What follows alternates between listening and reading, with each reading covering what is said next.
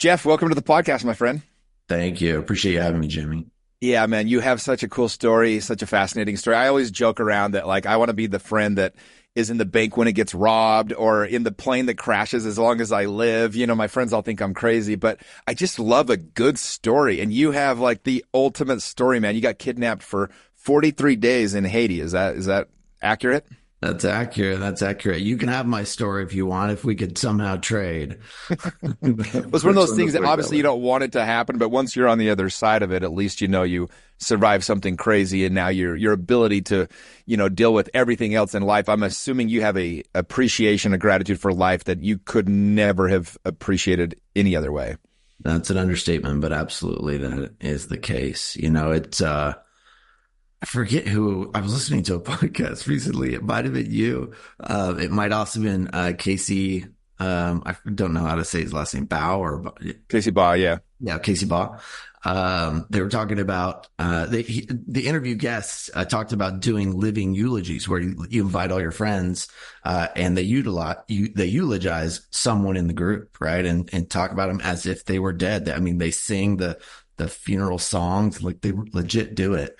And I had a strange opportunity of kind of doing that because a lot of the journals that I've read and letters that I've read of while I was in, people did that to me, right? They talked about me in the past tense, and that's a strange thing. And to think about yourself in the possible past tense, meaning there's a very real chance that you don't get out of this.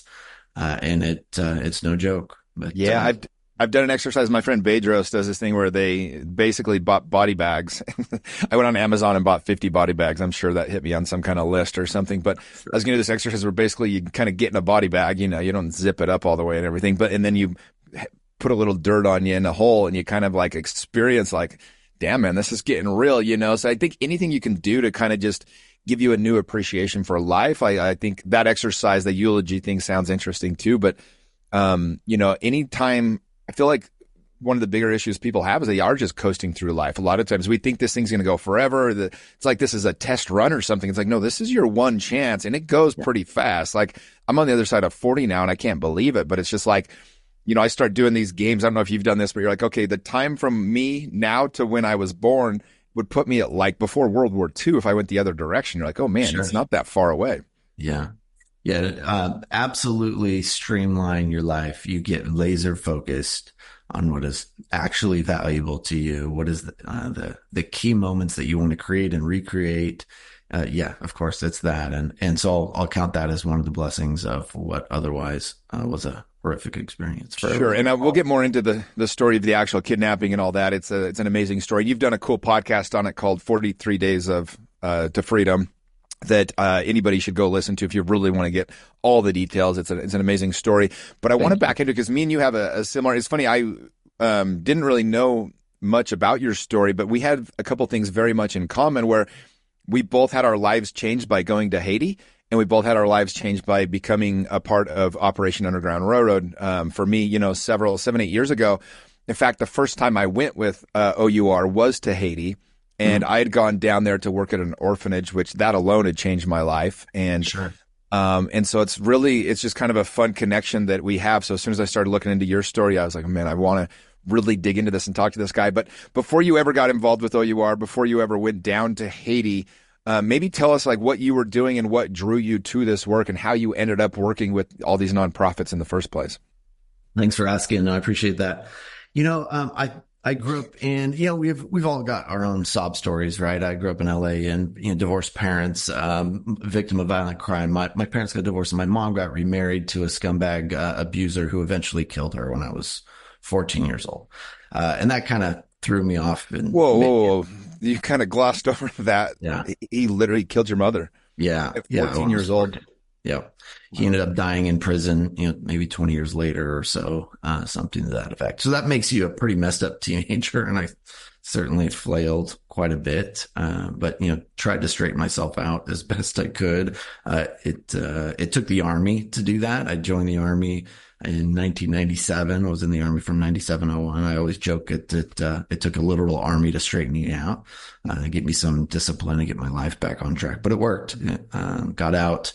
coincidentally September 9th, 2001. So 2 days before September 11th, which was a crazy kind of bittersweet time to get out of the military, but started getting into tech. And that would, and that's circa 2003. I started a little web firm, right? Making little websites. And that would allow me to come in contact with people who needed websites. And sometimes it was these nonprofits. And I had this awesome woman, Becky Douglas, and Brian Andre, that friends, that were both really interested in fighting leprosy, and started this organization, Rising Star Outreach. And they approached me one time. They showed me these photographs that they had just taken in India, with this National Geographic photographer of people suffering right now from leprosy, right? This is probably 2006, something like that. And I remember seeing one photo in particular of this adult gentleman who was clearly suffering from mental health challenges, who was totally naked and chained to a tree with, around his ankles. And you could see, just like a dog who'd been chained to a lawn too long, like the ring, his radius of operation, you could see that. And gets me to this day. I remember feeling, I wish that I could just write a check and make that stop, right? I wish I could just get on a plane and go fly to that guy and fix it somehow, right? Unhook him from the chain and go fix that, right? My kind of hero instincts, and I've got a hero complex regardless, but they were definitely fired up in that moment. Like, I got to get involved. And the only thing I could do at that moment, because I was broke, was make websites. So I said, hey, Rising Star Outreach, let me, be your pro bono kind of web marketing guy. And so that kind of started that. And we did that for a few years, and in many ways solved the goals that I had for that organization. And then eventually ran into Tim and those guys, and got hardcore into fighting child trafficking. Wow. Same thing. Yeah. I wondered how much it played into effect. I mean, you were 14 years old, right? You lose your mother, and I mean, how much of that hero complex comes from we try to be the person we needed, right? I mean, it's like you 100%. Try to become 100%. That person that you could have depended on. It's in there. And there's problems that come from that. Maybe that forces you to take risks that you ought not take. And of course, that's what clearly got me in trouble in Haiti last year. So I remember when I went to Haiti, the first time I went, I was invited to go down with this Christian group, and it was actually a really beautiful story. I had this random friend from high school, this girl named Liz, and I hadn't talked to her in 15 years. And she's like, hey, like, I just have this feeling you need to come with us to Haiti. We're working at this orphanage. And I'm like, well, thanks for thinking of me. When is it? And it was over New Year's. I'm like, well, I ain't going over New Year's, And all I knew about Haiti was the earthquake, and it was just no money and just poverty everywhere. I think I had heard that it was the poorest Western country or whatever, outside of Africa. Yeah. And so I'm like, thanks for thinking of me, but no thanks. And then, I get this call from another lady that was a random realtor, and she's like, hey, I talked to Liz, and we really think you need to be a part of this. And I'm like, what is this thing? And that day, on the way, I finished that phone call. I kid you not, I went to this networking group that I was a part of called ConnectShare, and I go in and I sit down, and Paul Hutchinson had just gone undercover with OUR on their first op to Colombia, and he was sharing the story to this group. Like, he was up there because they used to let a nonprofit share as well each meeting. And I just was like, oh my gosh, I guess I got to go to Haiti, because they're telling me about this kid that got kidnapped. I had no idea it was the same orphanage that they were inviting me to. So I end up down in Haiti with this group, and I just completely changed my entire outlook of life and what I was doing. And it was a really beautiful experience. And then I took a group of like 15 friends back the next year to go work at the orphanage, just to give them the experience that I'd had. Yeah. And we had a point, we were in a bus, and at one point, the car two in front of us, because we were told it's pretty dangerous, and we were smart. Like, we were staying at the Marriott, the one what hotel. Year are we talking? This is 2014, 15, okay. 2015, cool. I think. Maybe years matter in Haiti. Yeah, I think it was 2015. Okay. And the car two in front of us, these two guys came out with guns. I've never really shared this story. And they were like talking to the people in the car. Yeah. And then those people went. And then they came up and they run up to the next car. And we're like, oh shit. Like, we all hit the floor. Like, what's going on here? And then our driver just went up on the sidewalk and took off, like went around it. Yeah. But I remember like oh my gosh, what about just happened? Like we didn't know if that was maybe they were just trying to shake them down, or maybe it was just a conflict with that specific car. Sure. But that was about as scared as I've ever been in a foreign country. There's only been a few experiences where I didn't, I've been to 112 countries after this week. Wow. And that was one of the only times I felt like, why am I here right now? And so I experienced all the good and the bad of Haiti, but it's such a poor country. And I think you talk about this in your podcast, but it's such a poor country that like these people don't have options. Like the people that are either, kidnapping people or they're, selling their children or, dropping them off at the orphanage.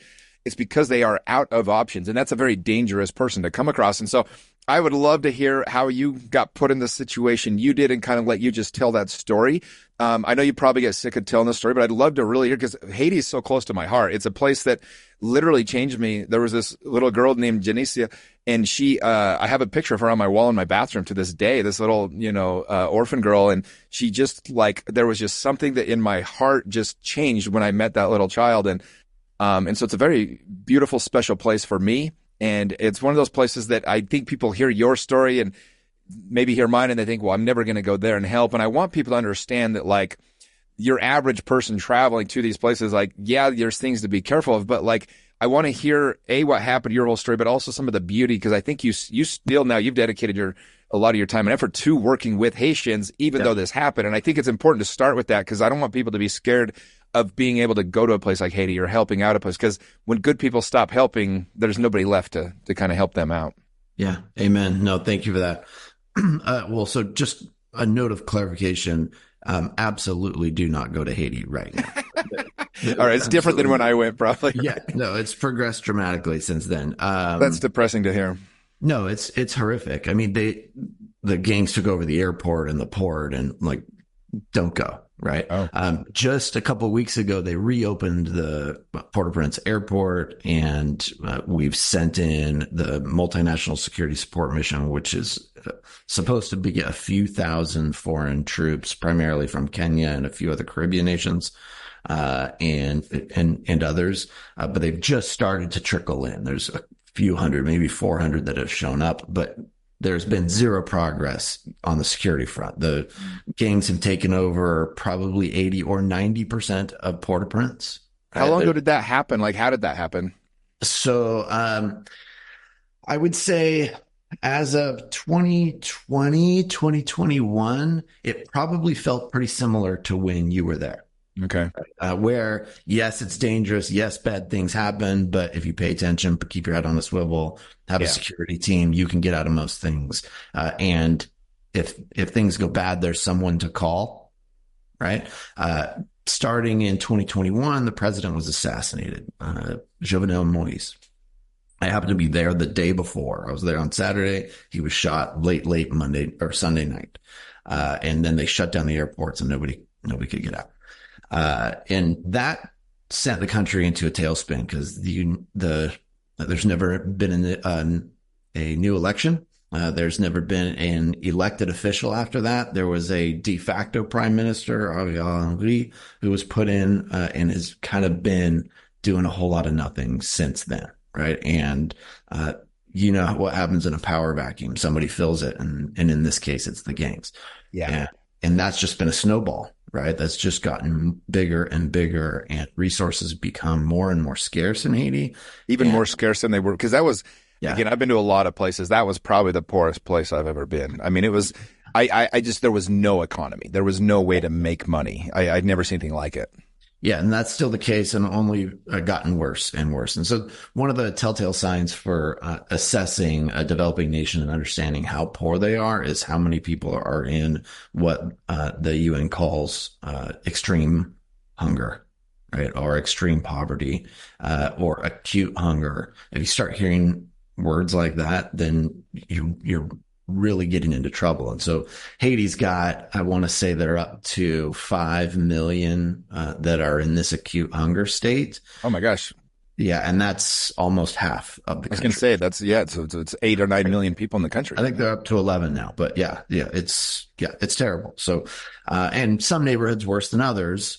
And unfortunately, because the gangs are so prolific now, they've shut down the major corridors from the port. So the main port is in Port-au-Prince, and there's a terminal called Voreux, and occasionally the gangs will take that over. And then anything that comes through there has to go through them. And they, of course, put a huge tax on it.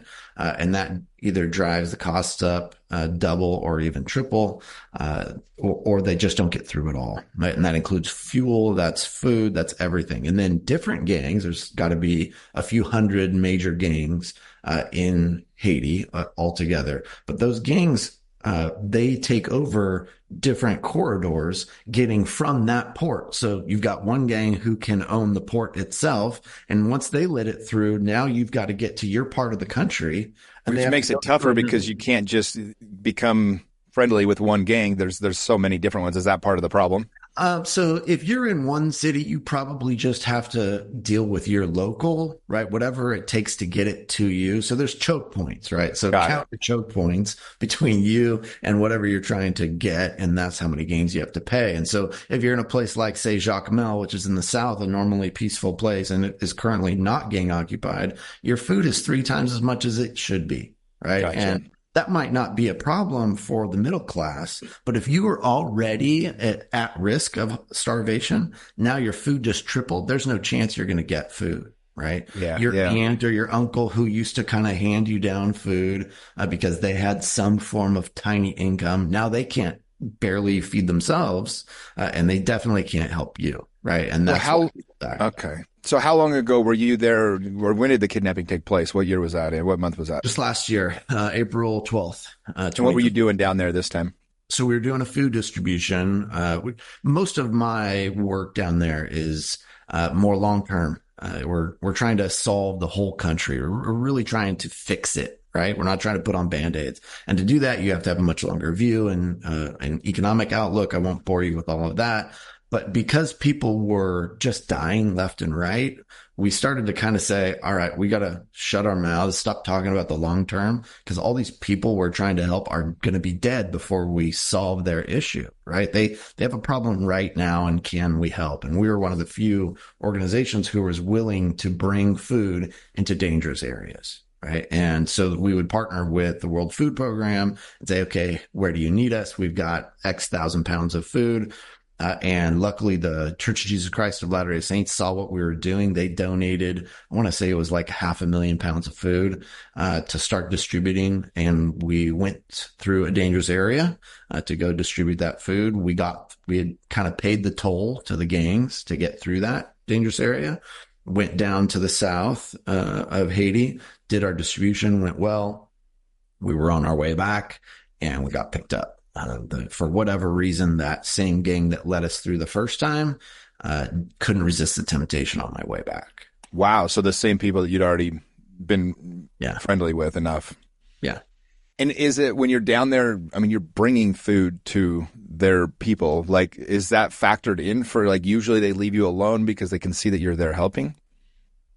So you use the term their people, and just like in the U.S., Haiti is highly fractionalized, right? Just like a New Yorker has nothing in common with somebody from Laredo or Fargo, Haiti's the same, right? They're very insular to their neighborhoods. There is some Haitian national identity, yes, but in these environments where you're talking about survival, they care about their crew and nothing else, right? And you would too, right? If you you were just trying to feed yourself, your circle gets real small. So the day the kidnapping, so you're coming back, and so tell us what happened. So I was in just a pickup truck, like every other NGO there, right? A white pickup truck. Got my 2 security guys in the front seat. I'm in the back, tinted windows that you can't see, so they're essentially hiding me, right? And we go through this area. They've got their windows down because you have to do that to signal that you're not a threat, right, to the gangs. And you're going by their checkpoint, their kind of toll booth, which is that's a joke. Like it's really like a umbrella in the median, right, of the road, Mhm. and probably 4 or 5 dudes kind of just hanging out there, causing trouble. And we had cruised by them just fine the first time, and this time we cruise by them and it's fine again. And so I'm starting to breathe easy a little bit, but we still have about 2 miles to go before we're out of this area. And And so there you are no, understood there was like a real threat even just going down there, even though you were. absolutely 100%. Yeah, no, you know exactly where you're going through and you got to get, it's a very tense few moments, right? Got it. I was hopeful because we were successful the last time, right? And it didn't look like anybody even noticed that we were there, right? Mhm. So I'm feeling pretty good about that. And we were 100 meters, maybe 200 meters from safety. And the motorcycles ran up alongside of us. 2 motorcycles stop in front of us. Dudes, there's 2 guys on each motorcycle. And then 2 more motorcycles show up shortly thereafter. And, we're surrounded. And I was hoping that the worst wasn't happening. I've been around these gangs a lot, right? Yeah. Just because there's guns doesn't mean bad things are going to happen. Sometimes they're your escorts, right? Sometimes it's just a shakedown. It can be 100 things that aren't kidnapping. And so I'm hoping it's one of those. And then one of them tells my driver to hop onto the center console. And so he kind of like smashes himself up against the ceiling, if that makes sense. And then another guy hops in with me, puts my luggage on top of my buddy's luggage in between us. And so he's sitting to my left and tells us to flip a Yui. And they've got their weapons in the car, but then now we're being escorted by all these motos, right? We flip a Yui. I'm hoping we're headed back to the toll booth and maybe it's just a cash thing, right? But we don't go to the toll booth and we make a left and we go up the hill. And that's when I know like, we're being kidnapped. And so they took me maybe another mile up the hill and we go into this compound that used to be a seminary. It's a nice place, right? It's probably 15-foot high walls that used to keep the bad guys out, and now it protects the bad guys. And so they've taken over this compound, and they take us up to the top to one of these houses that used to be like a dorm room, and now it's covered with bars. And they put me in there. They pat me and my security guys down, and I was kidnapped. So you get kidnapped. Do they give you an opportunity to call and start? Do they immediately tell you what they want, or I mean, how long Not for until a you? while. And was the uncertainty the worst part? Are they beating you at this point, or you just kind of? They didn't beat me. They beat one of my guys. He tried to hide some valuables in his shoe, and then they found it, and he got the rough end of a pistol for a while, which very quickly snapped me into reality. Right. Being a foreigner in Haiti, I'm used to being in charge. Right. That arrogance can kind of get to you. Sure. And I'm used to, throwing money around and, I'm the guy who's making stuff happen and everybody wants to work for me. So I'm still hopeful at that point that I can, wield my influence, to get out quickly. But once I saw that my security guys were getting beaten, I started getting humble fast. And then, a guy came in and started, he was pretty excited that I was there, right? He yells "blanc," which means foreigner. It literally means white guy, but in Haitian parlance, it really means foreigner, right? Anybody who's not Haitian.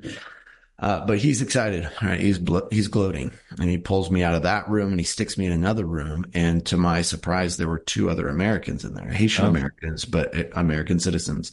And they had been there for over a month at that point. I think 32 days at that point. And I had actually read about them in the newspaper. Weeks before. I didn't know they were still in. I certainly didn't know where they were in. They were being held, and now I knew. And so, a couple hours goes by, and then they started making demands. Demanded $2 million or they'd kill me. And $2 million US? Yeah, and said that a bunch of times. I, of course, scoffed at the number, and the negotiation began. But yeah. So at one point you escaped though, right? Before you were actually. So how did you escape? So I'll tease that a little bit, hoping that people will jump on the podcast to get the details. Yeah. But we do escape through through MacGyver methods. This is on day 28. So if people do want to cheat and go check out that episode, it's day 28. Okay. And they can go check that out. But things had gone terribly wrong. Torture had begun on several of the captives. Bad things were happening, and we had paid a ransom on day 28, the evening of day 28. So you guys had come to an agreement, basically. Yeah. My team on the outside had, and they didn't let me go. And instead they came back and started, making all kinds of threats, and that I was going to die there. I was going to stay there, for months and months, and, basically signaled no interest in actually letting me go. And I said, did you think that there was a very real possibility you weren't going to get out? Absolutely. Yeah. You can do the calculus, right? You can say I'm worth more money alive than dead, right? But that calculus doesn't work forever, right? We just paid and they didn't let me go. How many times can they do that, right? Mm-hmm. And I know enough about how they operate. About 20% of the time they don't let you go. Now you can say I'm an American, they'll treat me differently, right? But they have to keep that threat alive, right? That at any time you could die. But that 20% they kill eventually. Yeah. Yeah. And so I don't want to be that guy, right? So is the U.S. government, is U.S. military getting involved at any point? Is there any help there from the government? No. So they tell you pretty quick. And I knew this going into Haiti, and I don't by any means want to blame our government at all for not being more helpful, because they tell you on the way in, this is a level 4, do not travel country. Don't go. Right. And if you do, you get in trouble, there's nothing we can do for you. Right. They're very quick. I'm a pretty crazy traveler, but even if it's level 4, I won't go. I was going to go to Venezuela recently, and I just said, it's just not worth it. I'm pretty adventurous dude, but the day will come when Venezuela is wide open again and I can go see, what I need to see. People are like, are you going to go to North Korea eventually? Because I have a goal to go to every country. I'm like, no, not unless it's wide open. It's not worth it. The penalty is so great if something happens. Yeah. And I forget your question, but let me make this comment first. I think what was most astonishing to me, or surprising, which should not have been, and I have a lot of guilt around this, is the cost to my family and friends of me being careless. Sure.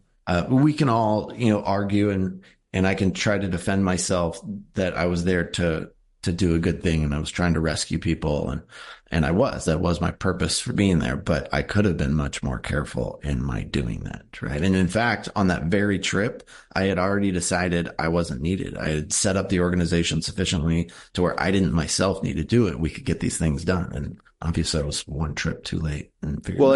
You talked about this a little earlier. There was a humility that you unfortunately had to learn the hard way, that hey, I'm not untouchable. And I think that's a good lesson, because I think sometimes we think we are a little bit untouchable, and but it only takes, and I always tell people I've been in some places where I'm like, you don't have to have 100 people turn on you. Only one person has to decide they're having a bad day or be desperate in the situation, and they can ruin your whole life. It doesn't take, you don't have to piss off a whole city. You just got to piss off one person. That can happen in your hometown, but it can also happen if you find yourself in the wrong position. Absolutely. Absolutely. So the question I had before that is if the U.S. government can do anything. And so yeah, good question. So what they could do, you can imagine my wife's perspective in all of this. If you'd ever want to make a movie out of our story, it would be from my wife's perspective, because she's the hero arc. Right. I'm this lame duck idiot sitting in a cell in Haiti. Meanwhile, she's the mother of 7, eventually 10, and she's making miracles happen. She's figuring out, okay, I got to be more than just the supportive wife. Now I need to go rescue my husband. Right. And what does that take? How do you even do that? Where does that start? Well, it starts with a phone call from the U.S. Embassy the night I was taken. And they call her and say, hey, we have intel that your husband has been taken and kidnapped in Grand Ravine, Haiti, or you're near there. And she spent the whole night reacting to that, right? Of course, it starts with, collapsing on the floor and grieving, but eventually she picks herself up from her bootstraps and gets to work and starts building a network of vetted people. She spends the first few hours just trying to figure out if the guy that called her on the phone was real, right? Like, you don't know if that's actually the embassy. Nobody has a badge, right? It was a phone call at 9:30 at night or something like that, right? So she's got to go through all of that, and she's got to answer the question you just asked me, which is anybody going to help me? Right. And it doesn't take long to realize the answer is no. The FBI would be a helpful guide on the side. They would feed her intel, give her best practices, that kind of thing. But they're not doing any work. They're not hiring anybody. They're not finding you. It's a private endeavor. So is there private companies you can hire then to go in and like basically come try to free you? Or are you working with people that you know in Haiti? Because you have a lot of connections in the country. Was that helpful, or where does it go from here? Yeah, the answer is yes and no. So, of course, there are people who have made an enterprise of that in Haiti because they're kidnapping Haitians by the thousands. So, security companies are all over the place. There are a dime a dozen, and are varying levels of heroic and corrupt, right? And everything in between. And so there's no way my wife is going to be able to figure that out on her own. So you've got to have a Creole speaking negotiator who's actually going to be on the phone with the gangs.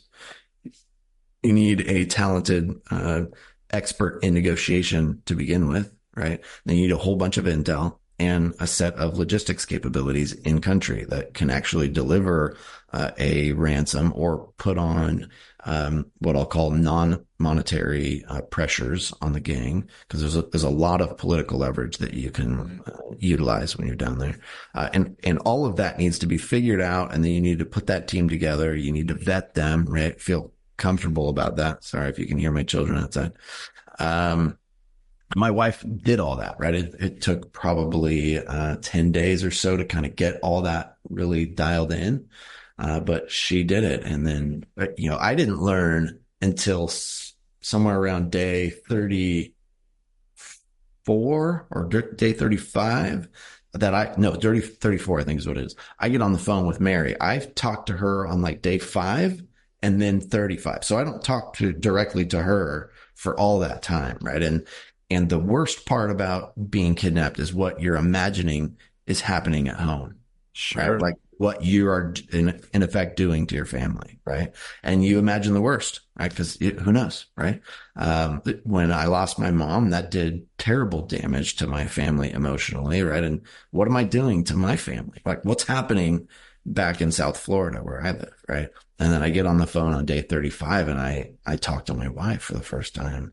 And not only is she not crumbled on the ground, she's turned into this powerhouse. Like, she's a machine. She's on the phone with me. She's very clear. She has a set of orders that she needs to communicate to me. She has a set of intel that she needs to glean from me, and she's on a mission. She's firing away. She's handling me, right? I've got my own set of things I'm trying to get out of her on the phone, and she's not having any of it. Like, it was amazing, right? And that is the hero arc that is so fun, that I got to come home to an incredible woman that clearly had tons of trauma just like I did. I don't want to infer that she came out unscathed. That's not the case. But I'm saying that she went through a refiner's fire that you cannot simulate in any other way than to force someone to become the hero that they didn't want to become, but had to by obligation. Wow. So she puts all this together. You say day 35, you guys are talking, and then how much? So then she's negotiating your release. And did you guys end up having to pay a bribe, or how did you end up getting out of it? Yes, we had to pay a second ransom, and luckily it was far smaller than what most normally pay. My negotiation team was amazing. They knew exactly how to play it. In many cases throughout the 43 days, I was fighting directly against them. Right, it's a mess, all of it. But luckily, they came through for me and made a live exchange demand for to pay the second time. So the first time, so the normal MO is you come into their territory, so to speak, essentially where I was taken, right? You come to that same main road, you have a courier, right? They drop off cash to the gang takes it up the hill, they count the money, and if it's good and they decide to let you go, then they grab you, take you back down to the courier, and then you're free, right? That we played that game the first time and they didn't let me go, right? So the second time, my team essentially said, all right, we're doing live exchange this time. We're not paying another penny unless you do a live exchange, and it's going to be a small amount, right? And that took 2 weeks of absolute hell for me, right? Lots of pressure being put on me. That's where the worst of my time is, from when I got recaptured to that day 43. That's dramatically worse period of time for me. That's when the torture started and beatings. So they did torture and beat you a little bit. Not a little bit. Yeah. A lot bit. Oh shit. I didn't realize that. Yeah, that was horrible. The live exchange happens and that was successful and I got out. Wow. So you get out, you're still working with Haitians and all that. Obviously you're not going down there. You're probably not going to go down there anytime soon, but, you're on the board now and working with the reorganization of OUR, which is really cool. It's one of the reasons I wanted to talk to you. I think it's an organization that has a beautiful place in my heart. And, obviously they've gone through a lot of turmoil over the last year, but it's funny because I was there firsthand. So like I can read about these articles or hear all these different things. I'm like, I was in the room. I watched kids get rescued. I know they were doing good. I don't know anything else about all this other stuff, but I do know that the organization itself, and I had a lot of talks with Matt Osborne last year when, some of that turmoil was going down, and Matt's a close friend of mine. And I just said to him, I said, well, how do I help the organization? Because that's really what I was always, my intent from day one was to just help the organization do the most that it can. And we did a couple of things and talked about some stuff, but ultimately, maybe talk about what your role has become with OUR, because I think that's the cool part of your story now, is that you get to put a spotlight on what happened to you and draw attention to something that's really good that you're doing. And you will be able to do that for the rest of your life. Thank you. Yeah, no, hoping to make something awesome out of something stupid. OUR super excited about what we now call Our Rescue, a subtle rebrand, because we really want to emphasize the partnership with local law enforcement around the globe. So our meaning a partnership. So we came in and wiped the board clean. We've got a new professionalized board. We're continuing to build that out with some really marquee players to make sure the organization is independent and full of experts in various fields. I come in from a business and marketing standpoint, and I know I do not call myself a subject matter expert in child trafficking, other than in Haiti. I am an expert in Haiti, but I don't know other parts of the globe. But we have a ton of other experts that we brought in and will continue to bring in. And then we also brought in a new CEO, Tammy Lee, who's incredibly talented and an expert in anti-child trafficking, has been in the space for a while, and she's doing awesome work and is really getting the organization whipped into shape. That's been an exciting thing. So yeah, they're doing really well, doing more ops now than we've ever done. How are they doing? Because I know the ops that I went on, they're not doing those anymore. And I think that those obviously brought attention, but there was also, they were very limited in how much effect they were having and how much it was, improving the situation. And so what is OUR doing now as opposed to what people saw they were doing for years and years? Yeah, Our Rescue is the name, so I can start training you. I know. Corrected myself. Yeah, it's funny. We have this perception that everyone knows what Our Rescue is or what OUR is, but outside of Utah and pockets of Southern California, where I'm from, people don't even know what it is. So, but it's been exciting to roll out that brand across the country. But you asked what sort of methods they're using now, and it really changes based on the region, right? So what people are doing in Thailand, our teams are doing in Thailand, is very different from what's being done in, say, Costa Rica, right? Because they're purpose driven, but a lot of it originates online, right? So we do a lot of high value research of our own, identifying targets, and I don't want to be overly specific, but originating with that work and then approaching the law enforcement and partnering with them there. In the US, it's very different. In Europe, it's very different.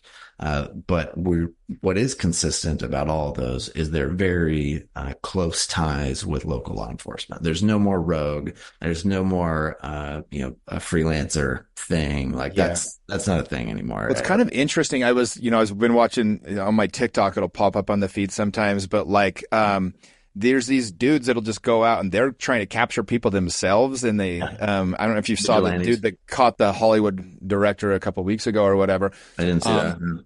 But it's pretty intense. And you kind of start thinking to yourself, like, wait, people are just like roguely going out and doing this. And because it didn't feel rogue when I worked with the organization before.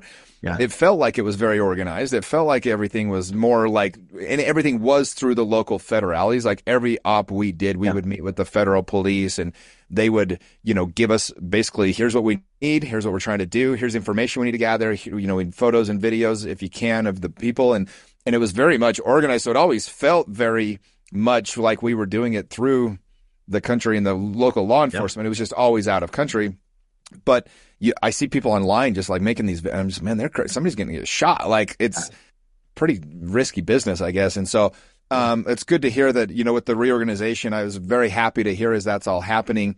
So what is I think a lot of people in Utah, at least, have this taste in their mouth. Like all right, what is this? Do I still want to help? And I guess give us the best pitch or reason why people should still be interested in helping our operation. Our rescue. Yeah, I'm working on it. I would say if you are still the kind of person who wants child trafficking to end, and that's still a passion of yours, Our Rescue should be one of the organizations you consider giving to, right? There's other great organizations out there. Our Rescue is not the only one. I do not see us as competitive with those organizations. I see us as collaborative, right? Anybody who's trying to solve this problem is on our team. So give to whoever you want. If you're still sensitive and concerned that about conspiracy theories or whatever, fine, give to someone, right? Stay in the cause. Absolutely. If you still have a heart for Our Rescue, formerly Operation Underground Railroad, it is absolutely green light time to give, right? And people you'd be shocked at how few people stopped giving. It's a very small number. I have all the data, right? The donations stayed strong, right? We certainly lost donors, but we picked up lots of donors also. But luckily, people have said that the cause is more than just about one person, and they stuck with us. But the data that you'll see come out, the performance data that you'll see come out from Our Rescue in this year and the years to come will be undeniable. They're killing it. They're really churning hard. Awesome. No, I love to hear that. And Matt, again, being a very close friend of mine and still being very much involved. So I guess the last thing I'd love to ask you about is, maybe share for a couple minutes, like what are some of your warnings to people that are not necessarily even just traveling, but also just in their own daily lives? What are some things that they can do to protect themselves from maybe being put in a position like you? Or what were some of your takeaways or big, lessons learned in all this? I'm not a security guy. If you need lessons on how to move in Haiti wisely, I've got a lot to say on that. Right? The more lessons that you learned, though, like personally, right? I do want to maybe hit on a lesson that I think is really important. As I was evaluating my mission, both before I went to Haiti and got kidnapped and after, is really trying to figure out what level of sacrifice I should be making on behalf of others, right? And trying to figure out, I've dedicated my life to Haiti, right? We're from Southern California. We moved our family to South Florida to be here close to Haiti, right? It's a 13-hour flight from California and an hour 45 from here. And, I've been many, many times. I speak the language. We adopted 3 kids. Haiti is our thing, right? Is that level of sacrifice worth it? Right. And if you'll bear with me for a second, I have an analogy that I use so season 3 of our podcast is all about what do we do for Haiti? How do we fix it? Season 2 is all about the kidnapping. That's the 43 Days to Freedom series, right? We wrap it up. And my goal is to raise up an army of people who are willing and interested in fighting for the freedom of Haitians. And of course, I don't mean an army in the physical sense, but of course, a massive pack or a group of people. That's StimPack. That's the name of our nonprofit. That pack of people who are motivated to help people who have lost their freedom, right? And in this case, you're talking gangs who have taken over that country and millions of Haitians who don't have the freedom to go to church, to go to school, to walk the streets freely, without being taken, or some other way that they could be exploited, raped, or terrible things, all sorts of atrocity around that country. They don't have the freedoms to go to work, right? I remember talking to a young man a couple days before I was taken in Jacmel, and he noticed my Apple Watch. I normally would take off my Apple Watch, but he noticed it and started chatting me up about it. He's probably 17 years old. And I was like, dude, if you work hard, you can get an Apple Watch too. And he looked at me. He's like, doing what? Right? He was so frustrated with me for saying that to him, right? And I didn't have an answer for him. He's right. That was my takeaway from Haiti. I'm like, how do they even start to make money? There was no economy of anything. It was just like, how? So there's an answer to that. It's a long answer, right? And we can. That's what the podcast is. That's about. What your podcast is for. Yeah. We'll send people there for that. Good, thank you. But the analogy that I wanted to bring up is if you imagine that you're for a second on a boat, right, and you're in the icy waters of some ocean, right, and you're cruising along, going about your business, and you look off to the side and you see a small dinghy, and it's sinking. Right. And you look on the dinghy and there's a child on that dinghy. Right. And it's only a matter of time before it sinks into the icy waters and that child dies or drowns. Right. If you just keep going in your boat and you ignore that kid, I think we would all ethically presume that, or assess you as being guilty of something akin to murder. Right. If you just cruise on and you ignore that dude on the boat, you're horrible, right? Ethically, that's unacceptable. And so we're all compelled to go turn our boat over and pick up that kid because it's easy, right? Sure. Yeah.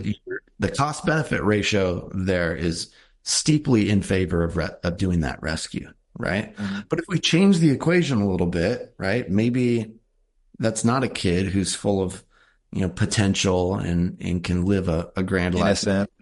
Right. And maybe it's a 95-year-old dude. And maybe he's halfway sunk down in the water anyway, right? Maybe then you bring into the equation sunk cost issues, right?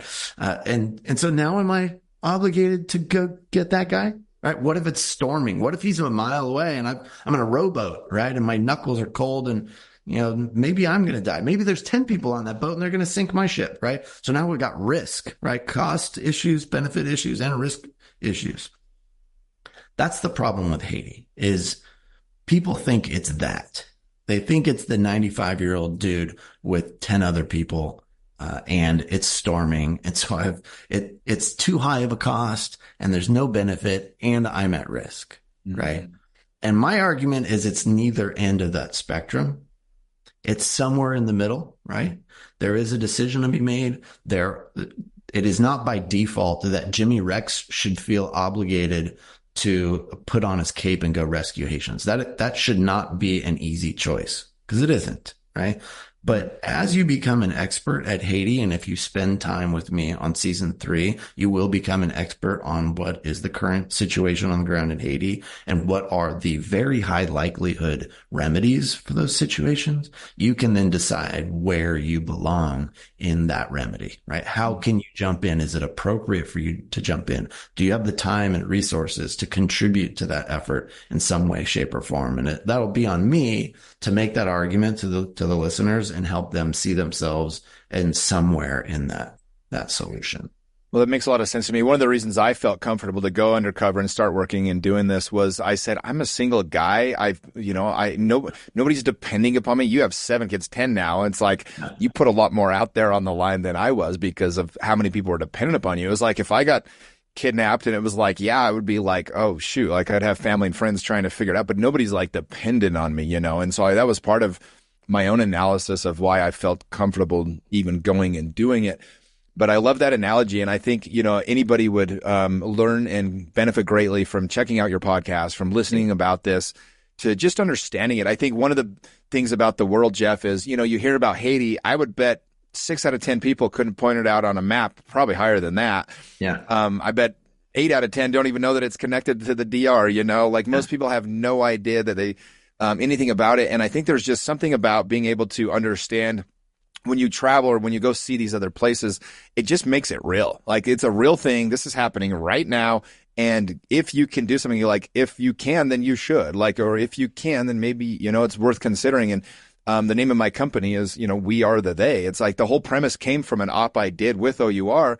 And on the way back from that op, my girlfriend picked me up from the airport, and she didn't like that I was the one putting myself out there. It was a dangerous op, and I'm telling her all about it. And she pulls over and she says, hey, ultimately she said, well, why can't, they just go do it? And without thinking, I said, there is no they. We are the they. Yeah. And that's where I came from. I was just like, oh my gosh, this is gonna be my motto for life. And so one thing that I love about what you're doing is you've just said, there isn't anyone else that's going to go do it. If I don't do this, who is going to? And I think you educating people on what it is and how they can help is the most impactful thing that you can probably do. And it saddens me to hear, starting this podcast, I'm over here because to me, Haiti's still just this beautiful place in my heart. And I felt unsafe a few times, but ultimately was so grateful to go and bring my friends. And what I'm hearing is unfortunately, it's not that right now. And it needs maybe a little extra attention than what it had.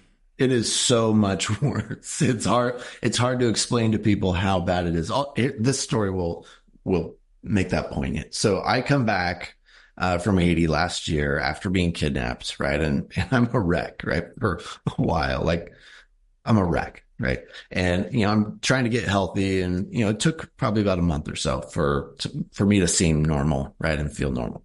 And I'm invited right around that time. I'm invited to this kind of VIP thing down in Miami for Haiti. It's a number of Haitian dignitaries, and it's not widely known that I was taken. Right, my team had to keep that super quiet on the download, but there's a handful of people that know. One of them is a journalist, Jacqueline Charles. Right? She's a journalist for the Miami Herald, right? And she luckily kept it quiet, but she's there at this event. I'm chatting with her for a minute, and she's very sensitive about it, which is great. I then move on. I'm talking to this other dignitary, right?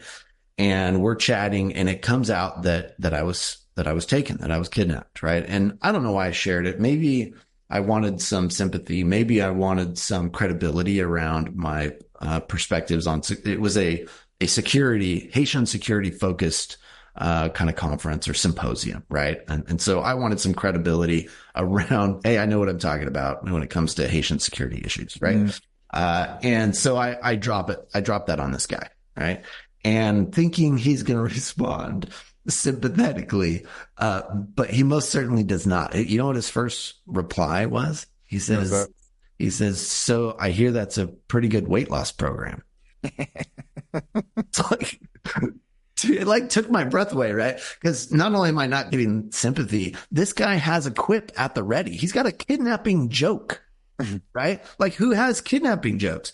People who are from Haiti, who know lots of people who have been kidnapped, who have I lost 50 pounds while I was taken. A lot of they lose weight because they don't feed you or give you water. It's horrible. But these Haitians, it's no big deal to them. Of course, it's a big deal, but it's not novel, right? It's so rampant that they know so many. This same guy. Nothing unique about your story at all.